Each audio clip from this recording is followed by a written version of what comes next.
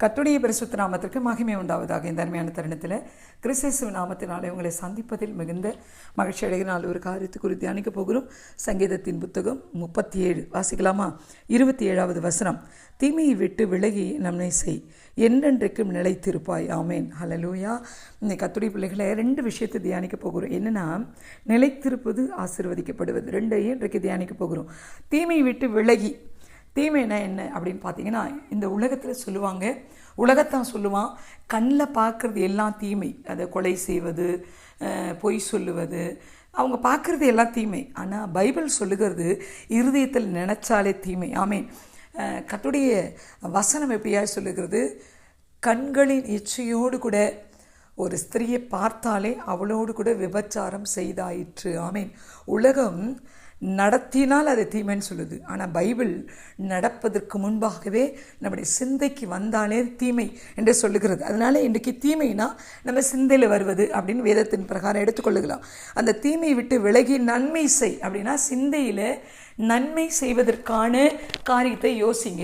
என்னெல்லாம் நம்ம மற்றவங்களுக்கு நன்மை செய்யலாம், என்னெல்லாம் சபைக்கு நன்மை செய்யலாம், என்னெல்லாம் கர்த்தருக்கு பிரியமான காரியங்களை செய்யலாம் அப்படின்னு நம்ம யோசித்தோமானால் அதில் கர்த்தர் பிரியமாக இருக்கிற. அதனால தான் வேதம் எப்படி சொல்லுகிறது, என்றென்றைக்கு நிலைத்திருப்பாய். ஆமென். அப்படி இருக்கிற சிந்தையுள்ள ஜனங்கள் என்றென்றைக்கு நிலைத்திருப்பாங்கன்னா ஒரு 1000 வருஷம் இந்த பூமியில் வாழ்வாங்கன்னு அர்த்தமா? அப்படி இல்லை.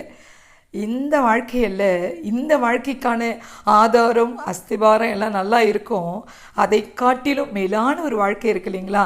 நம்ம நித்திய காலமாய் ஒரு இடத்துல பரத்தில் தேவனோடு ஜீவிக்க போகிறோம் இல்லையா? அங்கு நிலைத்திருப்போம், என்றென்றைக்கும் நிலைத்திருப்போம். அதுதான் இந்த வசனம் ரொம்ப தெளிவாக சொல்லுது. அதனுடைய மேல் வசனம், அவன் நித்தம் இறங்கி கடன் கொடுக்கிறான், அவன் சந்ததி ஆசீர்வதிக்கப்படும் சொன்ன இல்லைங்களா? நிலைத்திருப்பது, ஆசீர்வதிப்பது.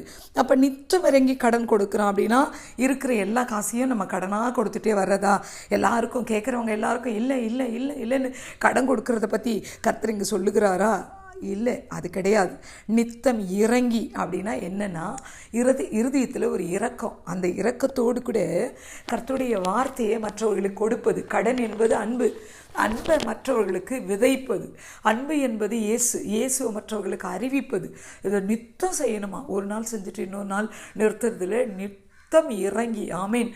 அவங்களுக்காக போய் இறங்கி, துன்பப்படுறவங்க, கஷ்டப்படுறவங்க, வேதனைப்படுறவங்க, விடுதலை இல்லாமல் இருக்கிறவங்க, அவங்கள மத்தியில் கடந்து போய் கர்த்தரை குறித்து அறிவிப்பது தான் கடன் கொடுப்பது. இன்னொன்று லிட்டரலாக பார்க்கலாமா? கடன் கொடுப்பது முடியாது, ஒருத்தனால திருப்ப கொடுக்க முடியாது அப்படின்னு இருக்கிறான் பாருங்க, அவனுக்கு நீங்கள் கொடுப்பது தான் கடன். ஒருத்தன் கொடுப்பான், வட்டி கொடுப்பான், அவனுக்கு நீங்கள் கொடுக்கறது கடன் கிடையாது.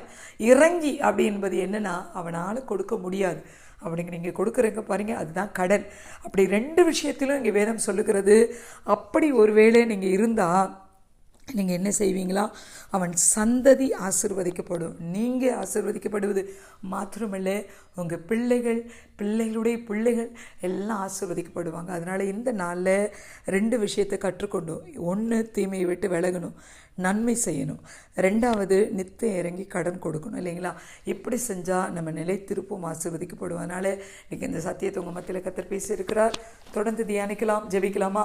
எங்கள் நல்ல தெய்வமே, இந்த நாளில் எங்கள் கூட பேசின நல்ல சத்தியத்திற்காக நன்றி.